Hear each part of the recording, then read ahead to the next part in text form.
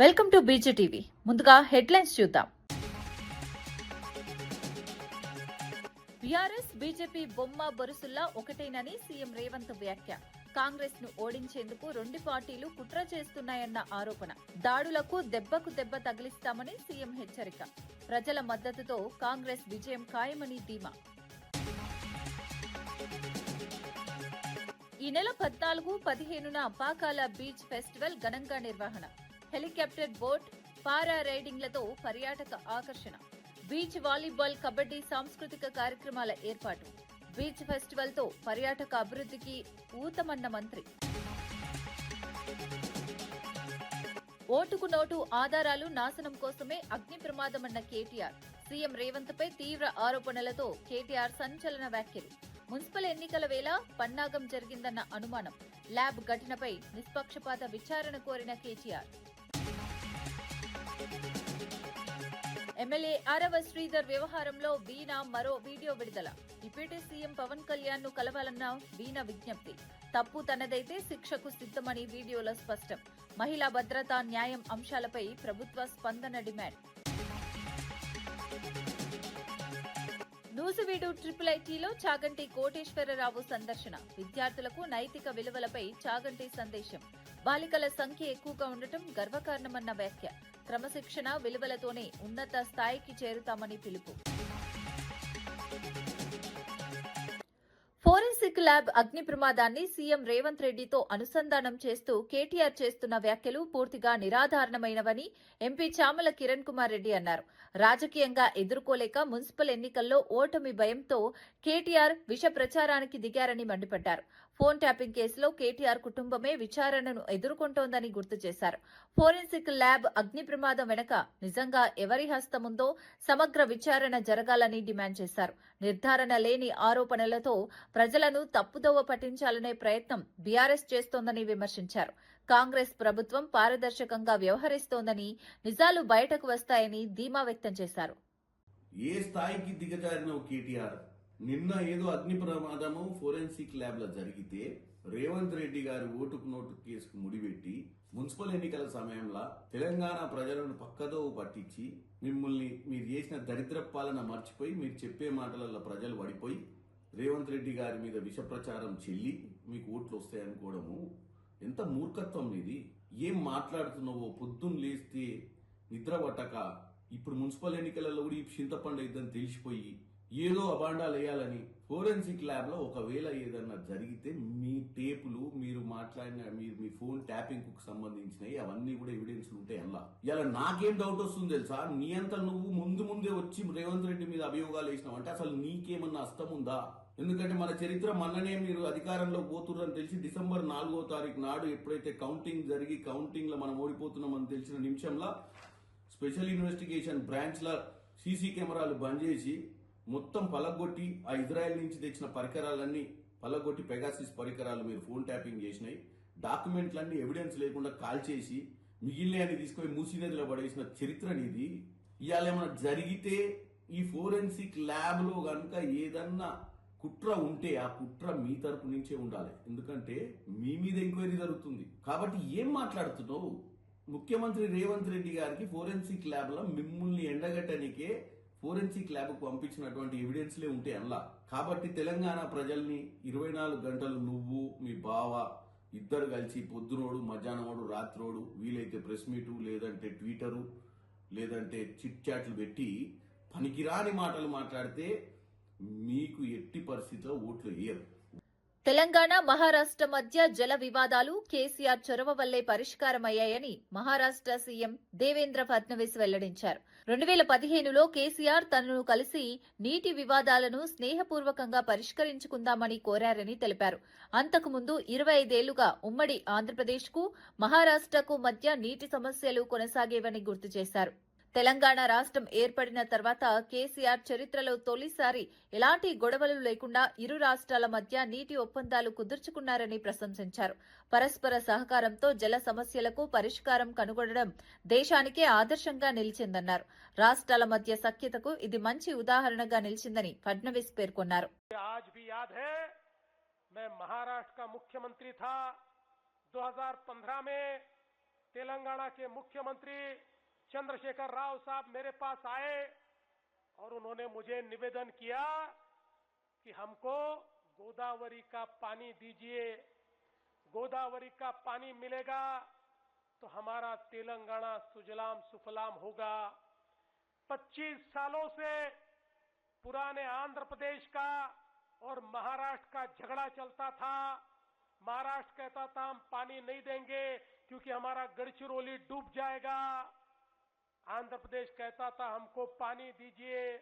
लगातार ये झगड़ा 20-25 साल तक चलता रहा, लेकिन पानी नहीं मिला। मैंने चंद्रशेखर राव साहब को कहा कि देखिए आप हमारे पड़ोसी हैं, ये भारत एक देश है, हम झगड़ना नहीं चाहते। तेलंगाना में रहने वाले लोग भी मेरे भारत के लोग हैं, अगर उन्हें पानी मिलता है तो मुझे बहुत खुशी है, मैं पानी देने को तैयार हूं। मैंने उनको समझाया कि आप थोड़ी सी हाइट अगर कम करेंगे तो आपको पानी भी मिलेगा, आपका पूरा तेलंगाना सुजलाम सुफलाम भी होगा और मेरा गढ़चिरौली भी डूबने से बचेगा। और उसके बाद हमने समझौता। తిరుమల లడ్డూ ప్రసాదం కల్తీ నెయ్యి వివాదంపై వైసీపీ ప్రజలకు బహిరంగ క్షమాపణ చెప్పాలని సూళ్లూరుపేట ఎమ్మెల్యే విజయశ్రీ డిమాండ్ చేశారు. ఈ అంశంపై ఆమె ఆధ్వర్యంలో భారీ నిరసన ర్యాలీ నిర్వహించారు. గత వైసీపీ ప్రభుత్వ హయాంలో నెయ్యిలో రసాయనాలు, సింథటిక్ పదార్థాలు వాడి హిందువుల మనోభావాలను దెబ్బతీశారని ఆరోపించారు. సిట్ విచారణలో ఈ నిజాలు వెలుగులోకి వచ్చాయని పేర్కొన్నారు. భక్తుల విశ్వాసాలతో ఆడుకోవటం క్షమించరాని నేరమని ఆమె మండిపడ్డారు. అప్రవిత్తతకు కారణమైన వారిపై కఠిన చర్యలు తీసుకోవాలని, దేవాలయాల పవిత్రతను కాపాడాల్సిన బాధ్యత ప్రభుత్వానిదేనని స్పష్టం చేశారు.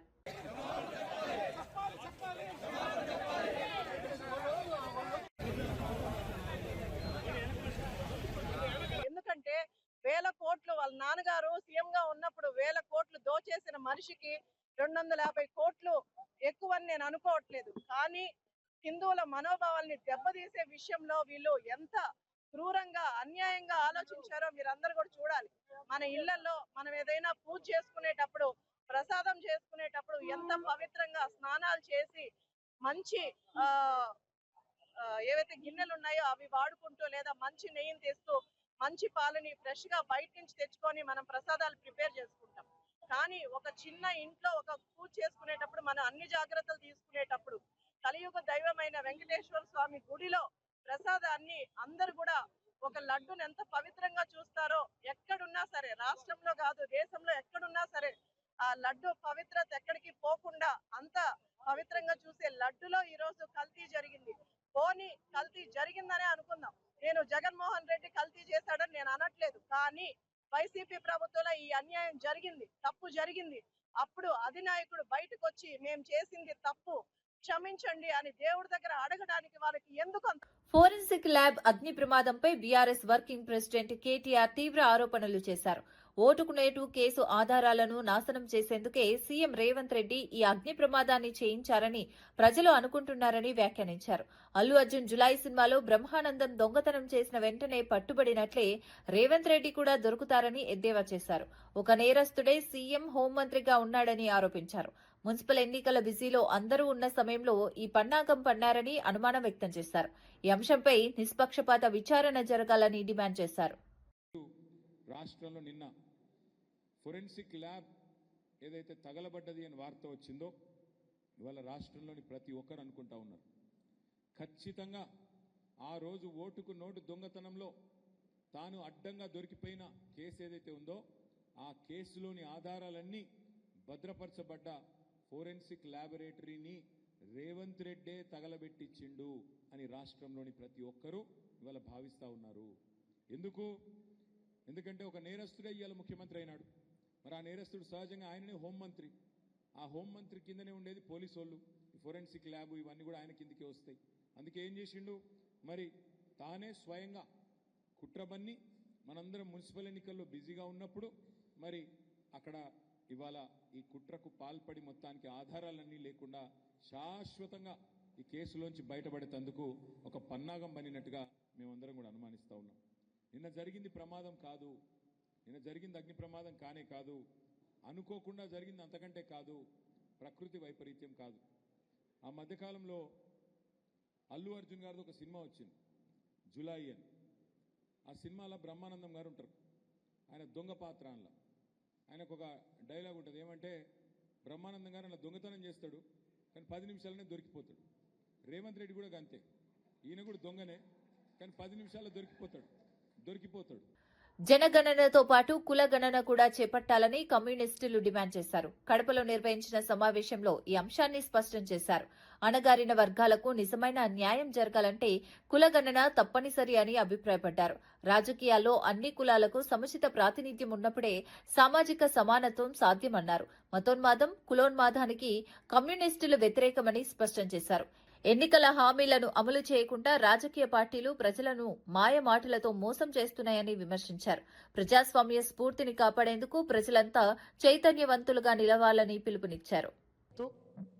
అదేవిధంగా తెలంగాణ, కర్ణాటక, తమిళనాడు లాగా ఆంధ్రప్రదేశ్లో కూడా బీసీ జనాభా ప్రాతిపదికపైన రానున్నటువంటి ఎన్నికలు జరపాలని డిమాండ్ చేస్తూ భారత కమ్యూనిస్ట్ పార్టీ సిపిఐ నేతృత్వంలో పెద్ద ఎత్తున జనగణనలో కులగణన చేపట్టాలని మేము డిమాండ్ చేస్తూ ఉన్నాం. ఇది కేవలం ఒక ఆంధ్రప్రదేశ్ వరకే కాదు, భారత రాజ్యాంగం గుర్తించినటువంటి అన్ని హక్కులను కూడా సమాన ప్రాతిపదిక పైన వారి జనాభాను బట్టి ఇవ్వాలనేటువంటిది భారత కమ్యూనిస్ట్ పార్టీ ఇటీవల చండీగఢ్లో జరిగినటువంటి సిపిఐ జాతీయ మహాసభల్లో మేమింత మాకెంత అనేటువంటి నినాదాన్ని అన్ని స్థాయిల్లో కూడా తీసుకొని పోవాలనేటువంటిది మా ప్రధానమైనటువంటి లక్ష్యంగా ఈరోజు ఇలాంటి కార్యక్రమానికి మేము శ్రీకారం చుట్టడం జరిగింది. కమ్యూనిస్టులు కులానికి వ్యతిరేకం, కమ్యూనిస్టులు మతానికి వ్యతిరేకం, కానీ కమ్యూనిస్టులు కుల ఉన్మాదానికి వ్యతిరేకం, మత ఉన్మాదానికి వ్యతిరేకం. కానీ రాజ్యాంగంలో పొందుపరిచి భారత రాజ్యాంగం ప్రకారము పార్లమెంటరీ ప్రజాస్వామ్యాన్ని నమ్మిన తర్వాత దానికి అనుగుణమైనటువంటి రాజకీయ అధికారం ఇవ్వాలనేటువంటి డిమాండు సరైనటువంటిది అని చెప్పేసి కమ్యూనిస్ట్ పార్టీ సిపిఐ దేశవ్యాప్తంగా భావించింది. అందుకని చెప్పేసి ఈరోజు ఈ కార్యక్రమానికి మేము శ్రీకారం చుట్టాం. మరి ముఖ్యంగా చంద్రబాబు నాయుడు గారు ఈరోజు చాలా మాటలు చెప్తా ఉన్నారు. కూటమి ప్రభుత్వం చాలా మాటలు చెప్తుంది. పాలక వర్గాలన్నీ కూడా గట్టిగా వాగ్దానం చేయాలి. నిన్న తెలంగాణలో అన్ని రాజకీయ పార్టీలు ఇంక్లూడింగ్ బీజేపీతో సహా అందరూ కూడా రిజర్వేషన్ 42% కావాలని చెప్పి డిమాండ్ చేశారు. మరి అడ్డు ఎవరు వస్తున్నారు అని చెప్పి మరి 42% ఎందుకు ఇంప్లిమెంట్ చేయడం లేదని చెప్పి మేము అడుగుతా ఉన్నాం. కానీ ఇక్కడ పోరాటంలో ఆరాటంలో బీజేపీ పాల్గొంటుంది, మంత్రం చేస్తుంది, మాయ చేస్తుంది, మోసం చేస్తుంది. ఢిల్లీలో మాత్రం ఈ చట్టాన్ని ఇంప్లిమెంట్ కాకుండా అడ్డుకుంటా ఉంది. కాబట్టి మేము ఈ సందర్భంగా బీఆర్ఎస్, బీజేపీ రెండు వేర్వేరు పార్టీలు కావని అవి బొమ్మ బొరుసుల్లా ఒకటేనని సీఎం రేవంత్ రెడ్డి తీవ్ర వ్యాఖ్యలు చేశారు. మున్సిపల్ ఎన్నికల్లో కాంగ్రెస్ ను ఓడించాలనే లక్ష్యంతో రెండు పార్టీలు కలిసి కుట్ర చేస్తున్నాయని ఆరోపించారు. కాంగ్రెస్ పై దాడులు చేస్తే దెబ్బకు దెబ్బ తగిలిస్తామని హెచ్చరించారు. ఎవరిని ఎత్తికొచ్చినా ప్రజల మద్దతుతో కాంగ్రెస్ ను ఓడించడం సాధ్యం కాదన్నారు. ప్రజాస్వామ్యాన్ని దెబ్బతీసే రాజకీయాలకు కాంగ్రెస్ భయపడదని స్పష్టం చేశారు. ప్రజలకు ఇచ్చిన హామీలను అమలు చేస్తూ అభివృద్ధి, సంక్షేమంతో ముందుకు వెళ్తున్నామని చెప్పారు. మున్సిపల్ ఎన్నికల్లో ప్రజలు నిజాన్ని గుర్తించి కాంగ్రెస్ కు మద్దతిస్తారని ధీమా వ్యక్తం చేశారు. బీఆర్ఎస్, బీజేపీ వేరు కాదు, బొమ్మ బొరుసు లాంటి వాళ్ళు, బిల్లా రంగా లాంటి వాళ్ళిద్దరు కూడబలుక్కొని ప్రత్యక్షంగా ఒకడు, పరోక్షంగా ఒకడు కాంగ్రెస్ పార్టీని ఓడగొట్టాలని, కాంగ్రెస్ పార్టీని దెబ్బ తీయాలనే ప్రయత్నం చేస్తున్నారు. దెబ్బకు దెబ్బ కొడదాం, ఎత్తుకు పై ఎత్తేద్దాం. ఎవడు గెలుస్తాడో రేపు మున్సిపల్ ఎన్నికల్లో చూసుకుందాం. బీజేపీ, బీఆర్ఎస్ఏ కాదు, కేసీఆర్, నరేంద్ర మోడీ, అమిత్ షానే కాదు, ఇక మీ తాతలు ముత్తాతలు ఉన్నా తీసుకొని రండి. మా కాంగ్రెస్ పార్టీ కార్యకర్తలు వాళ్ళ సంగతి తేలుస్తారు. బీఆర్ఎస్ నాయకులు ఇంకా అబద్దాలు ప్రచారం చేస్తూ మున్సిపల్ ఎన్నికల్లో లబ్ధి పొందాలని చూస్తున్నారని భూపాలపల్లి ఎమ్మెల్యే గండ్ర సత్యనారాయణ విమర్శించారు. అసెంబ్లీ, పార్లమెంటు ఎన్నికలతో పాటు ఉప ఎన్నికలోనూ ప్రజలు బీఆర్ఎస్ కు బుద్ధి చెప్పారని గుర్తు చేశారు. కాంగ్రెస్ ప్రభుత్వం సన్నబియ్యం, మహిళలకు ఉచిత బస్సు ప్రయాణం, 200 యూనిట్ల ఉచిత విద్యుత్, 500 గ్యాస్ సిలిండర్, రైతు రుణమాఫీ వంటి పథకాలను అమలు చేస్తోందన్నారు. ప్రజాప్రభుత్వం ప్రజల జీవితాల్లో మార్పు తీసుకొస్తుందని తెలిపారు. మున్సిపల్ ఎన్నికల్లోనూ కాంగ్రెస్ కు ఓటు వేసి బీఆర్ఎస్ కు మరోసారి బుద్ధి చెప్పాలని ప్రజలను కోరారు. భూపాలపల్లి మున్సిపాలిటీ ఈ జయశంకర్ జిల్లా, ఈ జిల్లా ఉండాలంటే బీఆర్ఎస్ కు ఓటేయాలంట. అంటే అబద్ధాలాడి 10 సంవత్సరాలు బతికిండ్రు, ఇంకా కూడా బతకాలని చూస్తున్నారు. ఈ మున్సిపల్ ఎన్నికల్లో మీకు శాసనసభ ఎన్నికల్లో బుద్ధి చెప్పారు, లోకసభ ఎన్నికల్లో గుండు సున్న చూపెట్టారు.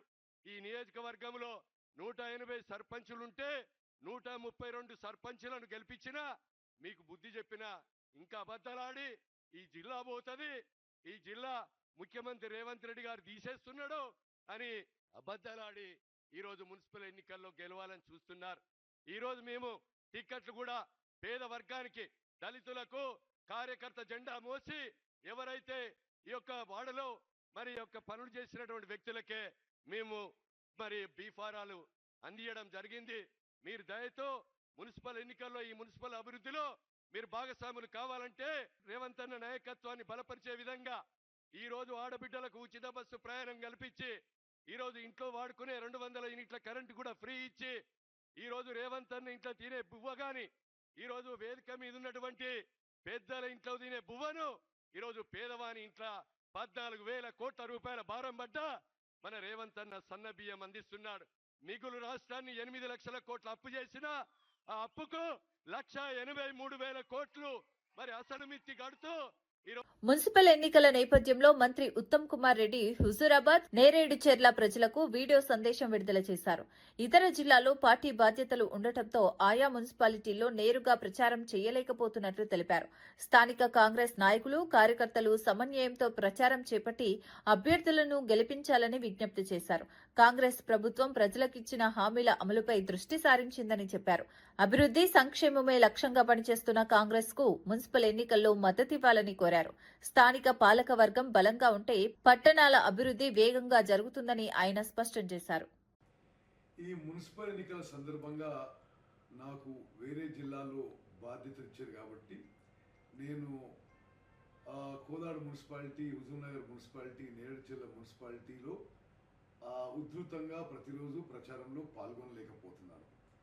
నేను ఒక అపీల్ చేస్తున్నా, మరి ఈ మున్సిపాలిటీల బయట గ్రామాల్లో, రూరల్ ఏరియాస్లో ఉన్న కార్యకర్తలు, నాయకులు అందరూ కూడా మరి కోదాడలో ఉన్న వాళ్ళు కోదాడ మున్సిపాలిటీలో, హుజూర్ నగర్ చుట్టుపక్కల ఉన్న వాళ్ళు హుజూర్ నగర్ మున్సిపాలిటీలో, నేరేడుచెర్ల చుట్టుపక్కల ఉన్న వాళ్ళు నేరేడుచెర్ల మున్సిపాలిటీలో ఈరోజు రేపు మన అభ్యర్థులతో కలిసి ప్రచార కార్యక్రమంలో పాల్గొనవలసిందిగా సవినయంగా విజ్ఞప్తి చేస్తున్నాను.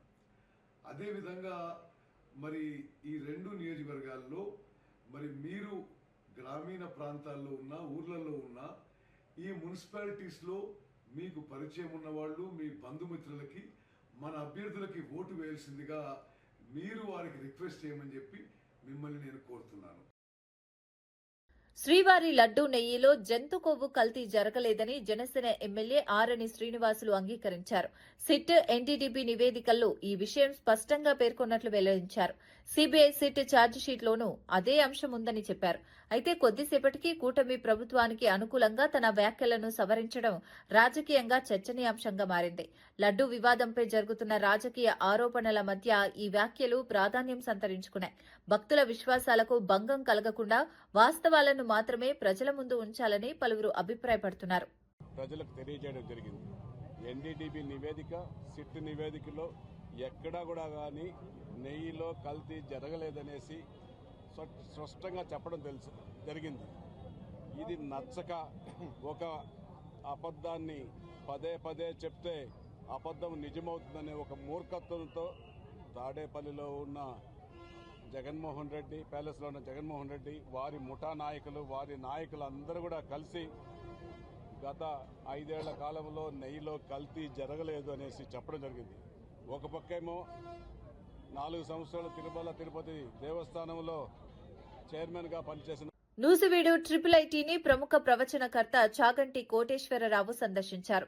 విద్యార్థులకు నైతిక విలువలపై ఆయన సందేశమిచ్చారు. గ్రామీణ విద్యార్థులకు ఆశ్రయంగా నిలుస్తున్న ఐఐటీని ప్రశంసించారు. బాలుర కంటే బాలికల సంఖ్య ఎక్కువగా ఉండటం గర్వకారణమని వ్యాఖ్యానించారు. క్రమశిక్షణ, విలువలతో కూడిన విద్యతోనే ఉన్నత స్థాయికి చేరుకోవచ్చని సూచించారు. విద్యార్థుల ఎదుగుదలకు ఉపయోగపడే విషయాలను పంచుకోవడం ఆనందంగా ఉందన్నారు. ఆయన ప్రసంగాన్ని విద్యార్థులు ఆసక్తిగా విన్నారు. ఈ కార్యక్రమం విద్యార్థుల్లో ప్రేరణ కలిగించిందని కళాశాల వర్గాలు పేర్కొన్నాయి. విద్యార్థులకు కట్టుకొమ్మగా ఉన్నటువంటి విశ్వవిద్యాలయం పాపులేటివ్ న్యూజిలాండ్. అందున చాలా చాలా సంతోషించవలసిన విషయం ఏమిటంటే ఇక్కడ బాలుర కన్నా కూడా బాలికలు ఎక్కువగా ఉండడం, విశేషించి ఈ మధ్య కాలంలో బాలుర యొక్క వసతి గృహాలు కూడా బాలికలకే ఇవ్వవలసినంత మంది చేరడం, అంత బాగా చదువుకోవడం, అంత క్రమశిక్షణతో వాళ్ళు జీవితంలో వృద్ధిలోకి రావడం మనందరం కూడా ఎంతో సంతోషించదగ్గ విషయం. ఇటువంటి గొప్ప విశ్వవిద్యాలయానికి రావడం, ఆ పరమ క్రమశిక్షణతోటి ప్రేమతోటి ఉన్న పిల్లలందరినీ చూసి వాళ్ళకి బాగా వృద్ధిలోకి రావడానికి ఏ మంచి విషయాలు కొన్ని చెప్తే నాకు సంతోషంగా ఉంటుందో అటువంటి విషయాలు ఆ పిల్లలతో పంచుకోవడం ఎంతో ఆనందాన్ని ఇచ్చింది. డాక్టర్ అమరేంద్ర గారు ఇక్కడికి నేను రావాలని, పిల్లలకి నైతిక విలువల గురించి 4 మాటలు చెప్పాలని ఎంతో ఆతృత పొందారు. ఇవాళ ఆయన కూడా సంతోషించడం, ఇక్కడికి రావడం నాకు ఎంతో ఆనందాన్ని ఇచ్చింది. ఈ సంస్థ ఇంకా ఇంకా వృద్ధిలోకి వచ్చి దేశానికి పట్టుకొమ్మ కావాలి అని నేను మనస్ఫూర్తిగా బంగ్లాదేశ్లో హిందువులు సహా మైనారిటీలపై జరుగుతున్న దాడుల నేపథ్యంలో ఆర్ఎస్ఎస్ చీఫ్ మోహన్ భగవత్ కీలక వ్యాఖ్యలు చేశారు. మైనారిటీ భద్రత, హక్కులు కాపాడాల్సిన బాధ్యత ప్రతి ప్రజాస్వామ్య ప్రభుత్వానిదేనని ఆయన అన్నారు. పొరుగు దేశాల్లో మతపరమైన వేధింపులు పెరుగుతున్న తీరు ఆందోళనకరమని పేర్కొన్నారు. మతం పేరుతో హింసకు పాల్పడటం నాగరిక సమాజ లక్షణం కాదన్నారు. భారతదేశం ఎప్పుడూ సర్వమత సమాభావాన్ని పాటిస్తోందని, అదే విలువలు ప్రపంచానికి ఆదర్శమని చెప్పారు. మైనారిటీలపై దాడులు జరగకుండా అంతర్జాతీయ సమాజం స్పందించాల్సిన అవసరం ఉందన్నారు. శాంతి, సామరస్యం ద్వారానే సమాజ పురోగతి సాధ్యమని మోహన్ భగవత్ స్పష్టం చేశారు.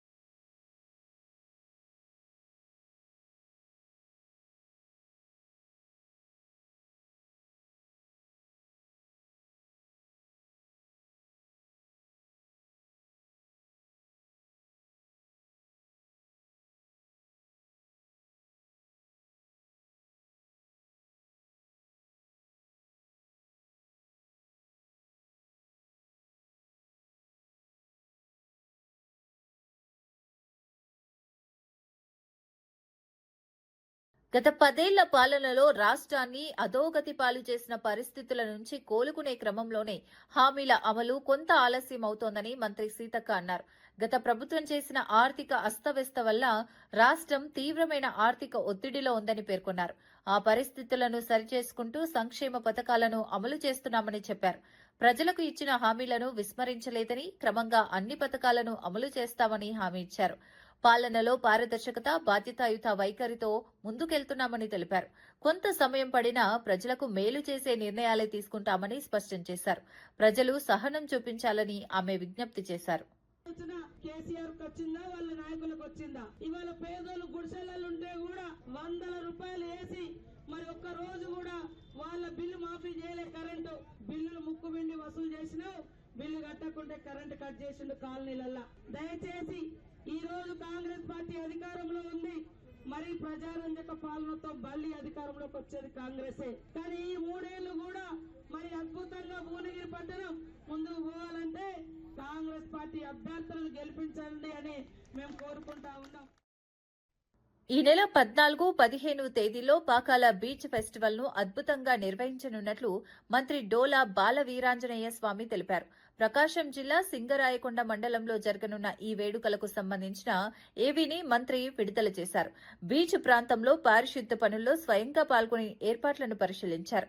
ఫెస్టివల్లో హెలికాప్టర్ రైడింగ్, బోట్ రైడింగ్, పారా రైడింగ్ వంటి సాహస క్రీడలు, బీచ్ వాలీబాల్, బీచ్ కబడ్డీ పోటీలు నిర్వహించనున్నట్లు తెలిపారు. సాంస్కృతిక కార్యక్రమాలు, ఫుడ్ స్టాల్స్ తో పర్యాటకులను ఆకర్షించేలా ఏర్పాట్లు చేస్తున్నామన్నారు. ఈ బీచ్ ఫెస్టివల్ ద్వారా పర్యాటక అభివృద్ధికి ఊతం లభిస్తుందని ఆయన పేర్కొన్నారు. ఇలాంటివన్నిటి కూడా మనం ఏర్పాటు చేస్తున్నాం. సంక్రాంతి సీజన్ లో అయితే 8, 10, 11 వేల మంది ఈ బీచ్ రావడం జరిగింది. ఇక